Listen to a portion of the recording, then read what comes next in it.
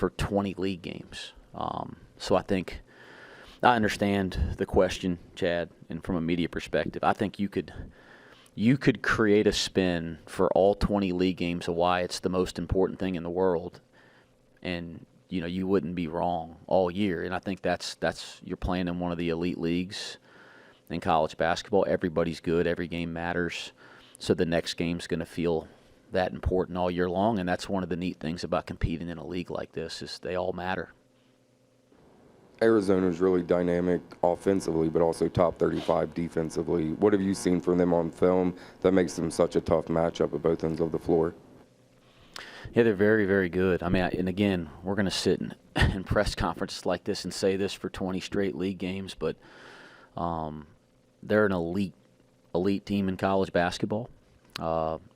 As you mentioned, when you start really breaking them down, you see it in every facet. You see it analytically, on both offense and defense.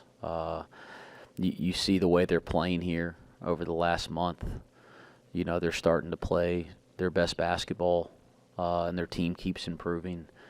And you mentioned they're not a one-trick pony, right? I mean, offensively they put a lot of pressure on you in their transition offense. They're a really, really good half-court offensive team. They're obviously very well coached and have great players, and then they do some great things defensively as well to make it difficult. And then they're a great rebounding team, and that's why they're one of the best teams in college basketball, right? When you can say all these positive things about every aspect of the game, it's going to equal a great team, and this is a great basketball team. How do you handle a guy like Caleb Love that, seems to have continued to mature? He's not just a volume guy now. He's also playing with a little bit more efficiency, but he's still going to get his 15, 17 shots again. I think he had 33 on 17 shots Monday. Well, he was I think Pac-12 Player of the Year last year. I think that says enough right there, right? You're talking about one of the elite players a year ago in college basketball that's obviously continued to develop and grow, so he's even better at this point than he was a year ago as the best player in one of the top leagues. So he's a terrific, terrific player. And you could break down his game here, but he's just a terrific, terrific player that's going to cause problems for everybody that's got to face him this year.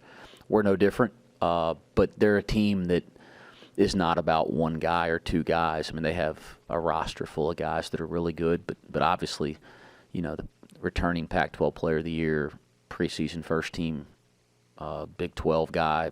I haven't looked at all this stuff, but my guess is he's a preseason All-American and all that kind of stuff. I mean, he's a terrific player.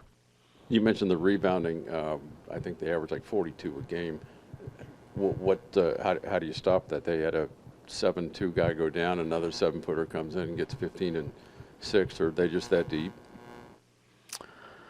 Their front court has been a strength of the team since Tommy's been there, right? They've had not just good front court players, but depth in the front court. We played them in Maui a couple years ago, and there was just multiple front court guys. And so, yeah, they lose one of their main guys in the front court, but as you see, they have multiple guys that are ready to step in. And it's not just the front court guys that impact their rebounding. Certainly that's a big part of it, but they're a good rebounding team from top to bottom, regardless of the lineups that they're playing. And, we have the ability to be a good rebounding team. We've shown that. We have to do it more consistently, and we did not rebound the ball, I think, to our standard in our first game at Kansas State in league play, and we have to get back to playing with the level of physicality and edge that we've shown we're capable of playing with. On that front, it looks like Dan is close to back to being himself, but I think he's right at or just 4 rebounds a game since coming back. Is that part of just getting him back into the rhythm of things where he's getting some of those, balls that are out of his area that he normally is a factor for, that maybe that's not all the way back yet? Yeah, I think with Dan, a couple things, right? You knew when he took all that time off that there were aspects of his game it's not all going to – you don't take all this idle time and then you come back and it's just all where it's supposed to be in every phase of the game.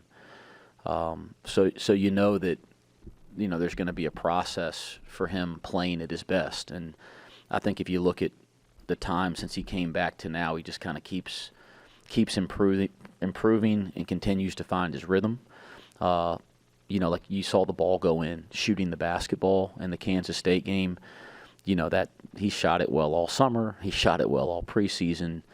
He shot it well in our competitions before our first game. I think he shot it well in our first game. So, he's going to shoot the ball well, and we're seeing that in practice with him. It's just a matter of time before it happens in a game. So it's good to see the ball go in for him in a game, but it didn't surprise us. It's the same thing with the rest of his game, right? Whether it's sustaining defensive focus and effort, whether it's sustaining, his ability to run both ways in transition offense and defense, whether it's staying engaged offensively, whether it's getting, the rebounding habits offensively and defensively, whether it's decision-making. He's having moments over the last month in all of these areas that are excellent, that show he's an elite player. I think the more he's back, and he works at it so hard in practice every day. So the more he's back, the more minutes under him, I think the more consistent he becomes.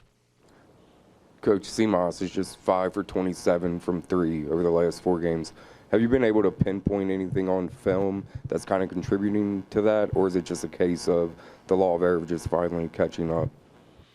I just don't even worry one bit about it. I really don't. It'd be one thing if he couldn't make a shot in practice, because we see him every day. He shoots it.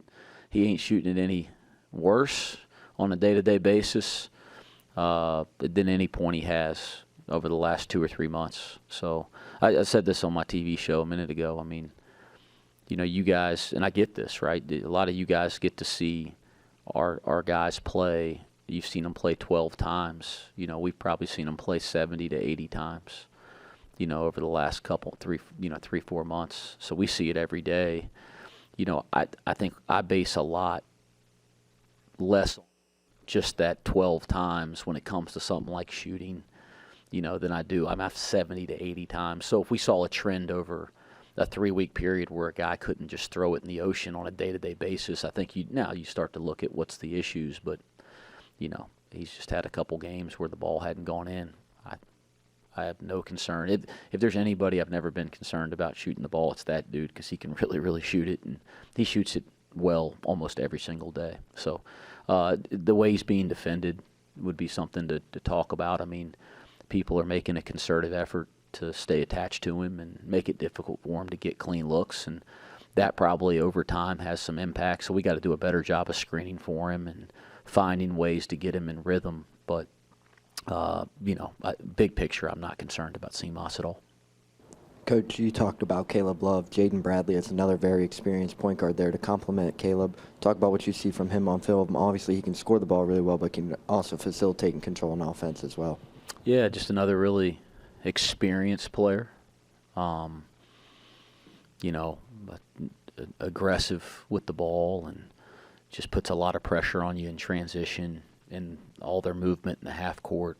Like you look at their team and they have it's like 2 point guards that start the game with those two that can put a lot of pressure on you, can create shots for others, and can also go create one for themselves. And as we've talked about here for a long time, the best teams in college basketball are going to have multiple guards. Those two, and that's just the start of it, because Lewis and Delaware. So they got a number of guys in the backcourt, but those two are terrific. Some of the best in college basketball. You're back in front of the home fans.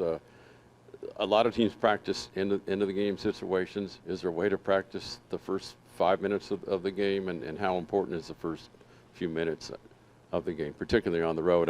I would anticipate this next game it'll be pretty crazy in the first 5 minutes, more so in your favor. I just think, we practice situations all the time and coach them and talk about them and watch film on them and all that kind of stuff. But I think, I'd fire right back at you and say there's been some games we had off to pretty good starts.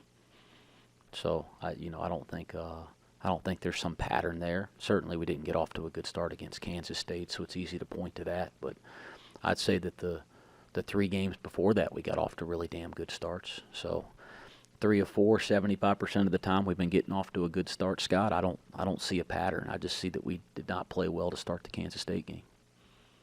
From first Big 12 home game, I don't think the students are back. How important will the arena be against Arizona on Saturday? Extremely important. It always is. I've said this every time I've stood up here. Our fans give us a lift, give us an advantage. I say this when I'm out on the recruiting trail, and I brag to my friends about it, that when this place is, when Fifth Third is right, when it's right, there ain't nowhere better in college basketball. Our challenge is to make it right every night, because when it's right, it's as good as we have the best thing going in college basketball.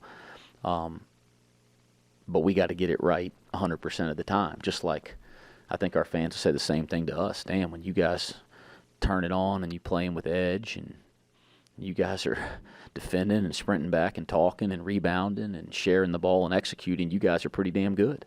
And I'd say challenge accepted. We're trying to get it right every single time we play. But when it's right in Fifth Third, man, I'll take it over any place in college basketball. And I would be shocked if it's not really, really good on Saturday. But I appreciate when our fans come out. Just like our team, I want it more and more. But we need that kind of environment in this league, because there's a lot of really, really good environments in this league. So those are advantages that other teams have as well. They put 90 on TCU. Kansas State gets 70 on you, but your last 3 games, you've held teams to like season lows. How difficult will it be to do that to this team? Yeah, they're a great offensive team. And they're going to want to play at an incredibly fast pace. So I think from our standpoint, we don't really set goals in terms of points per game. It's more like efficiency numbers based on possessions. So like when you guys look at a statistic, like how many points do you allow in a game, I don't know. That is like so far away from how we look at it. I won't even speak to it. We're going to look at how many points per possession did we allow, and that's kind of how we're evaluated. So if you're going to play a really high possession game, maybe the points get higher, but what's our points per possession allowed? And we're looking for the same thing with our offensive output. At some point, while you were at Greensboro, I imagine there was this switch from when you went from the team that was kind of hunting to being the team that was hunted. Are you sensing that with this team, that maybe they need to understand that teams are coming after them now? I mean, I think we saw it at Villanova, at Kansas State, where those teams saw an opportunity to get a big win at home. Do you have to teach your team that, how to adjust to that, like, we're going to get everybody's best shot type feeling? I think at this level of basketball, you're going to get the best shot. Again, look at our league. Look, like everybody's really good. Everybody's really hungry. You're going to get everybody's best shot. What I challenge our staff, myself, our team on a day-to-day basis, it's not just our players, is to never, ever allow ourselves to feel like we have it figured out, that we've arrived. I don't know if that's directly answering what your question is, but you never, ever have it figured out. You're always trying to figure it out. You're always trying to take something that you're doing, if you're doing it well, and try to get a little bit better at it or master it. And I think it's human nature to, when you have some relative success, to want to go, oh, we're good, we got it, And to me, that is the death of excellence and sustainable success. And so to me, that's the challenge on an everyday basis, not just with this team, with any team, with any group of young people. And I think that's become harder and harder in today's social media society where there's so much instant gratification, right? Or, you know, when you have failure, so much, you know, instant rat poison, as I would tell the players, right? I mean, I think you have to try to remain in the moment and consumed and obsessed with improving.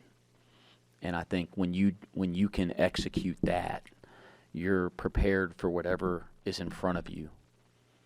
And that's the goal. So regardless of whatever the circumstances are of how somebody views you or doesn't view you or how big the game is, like, can we just try to get this much better today? Can we realize we don't have it figured out if we've won a couple games? And that's how you go from being good to being great. And, you know, that's the goal every single day. It has nothing to do with this game, but do you remember Miles Simon at all? Of course. Yeah, 1995 or 96. Was it 95 or 96? I was young when they won the national championship. 95 or 96? 96. Kentucky was 97. It might have been 95. It was 97. It was 97. Beat them in 97. In 96, he heaves in a 65-footer at the buzzer, and Oh, here. No. it was 7-up shootout in Phoenix. Okay. UC was number 5. Yeah. And he throws one in. I was 14. Don't remember that. And, you know, guys know I care about my basketball history and certainly my Cincinnati basketball history, but I was 14. I just remember watching that Arizona team, you know, whatever year it was, making the run through the NCAA tournament with Mike Bibby and Miles Simon and Jason Terry, and I mean, there's some others. I mean, that was a great team. And actually, it probably wasn't as good of a team all year as it was a great team through that run, and that's just that's what makes March Madness special. But I do remember that as a kid for sure. But I didn't know that he hit a shot on Cincinnati, so now I don't like Miles Simon as much, and I did. I'm just kidding. Anything else?